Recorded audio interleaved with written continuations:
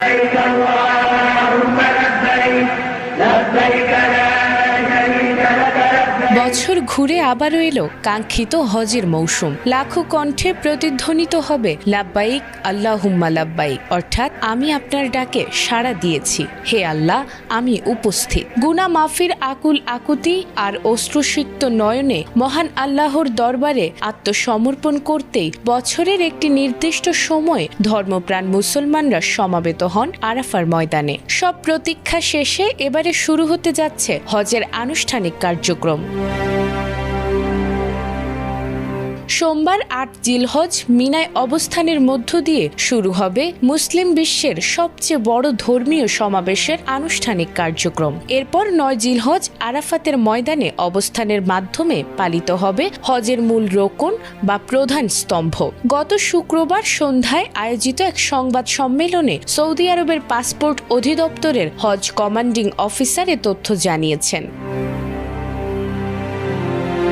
এছাড়াও তিনি আরও জানিয়েছেন, চলতি বছর এখন পর্যন্ত মোট ১৫,১৮,১৫৩ জন বিদেশি হজ যাত্রী সৌদি আরবে পৌঁছেছেন, যা গত বছরের মোট বিদেশি হাজের সংখ্যাকেও ছাড়িয়ে গেছে। তবে রবিবার ও সোমবার আরও বিপুল সংখ্যক হজ যাত্রী সৌদি আরবে পৌঁছাবেন বলে ধারণা করা হচ্ছে। উন্নত প্রযুক্তি এবং অভিজ্ঞ চিকিৎসক দলের নিরলস প্রচেষ্টায় আমরা আছি আপনার পাশে। ডেল্টা হাসপাতাল। উল্লেখযোগ্য বিষয় হল ২০২৫ সালে মোট ১৬,৭৩,৩২০ জন ধর্মপ্রাণ মুসলিম হজ পালন করেছিলেন। এর মধ্যে সৌদি আরবের বাইরে থেকে আসা হজ যাত্রীর সংখ্যা ছিল ১৫,০৬,৫৭৬ জন। তবে এবারে সেই সংখ্যাও ছাড়িয়ে গেছে, আর তাই ধারণা করা হচ্ছে এবারের হজ আয়োজন গত বছরের তুলনায় আরও বড় পরিসরে অনুষ্ঠিত হতে যাচ্ছে।